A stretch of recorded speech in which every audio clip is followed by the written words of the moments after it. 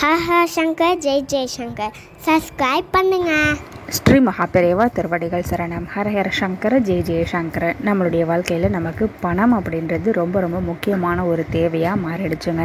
பணத்துக்காக தான் ஓடுறோம், உழைக்கிறோம், ஆனாலுமே சேர்ந்த பாடு கிடையாது அப்படின்னு நிறைய புலம்புறவங்களை கேட்டிருப்பீங்க. அது உண்மையும் தான். சில பேருக்கு பணம் அப்படின்றது ரொம்ப ஈஸியாக கிடச்சிடும். ஆனால் எவ்வளவு தான் போராடினாலும் ஒரு சேமிப்பு அப்படின்றது சேராத பட்சமாகவே இருந்துகிட்ருக்கு அப்படின்னு நிறைய பேர் இருப்பாங்க.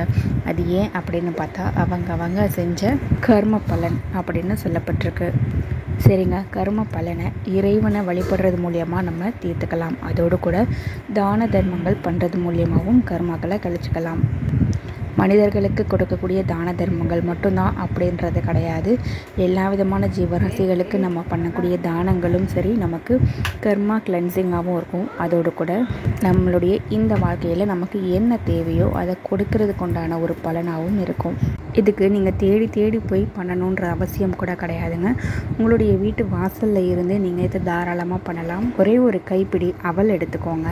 இந்த அவலை மிக்ஸி ஜாரில் போட்டு தூளாக பண்ணிக்கோங்க.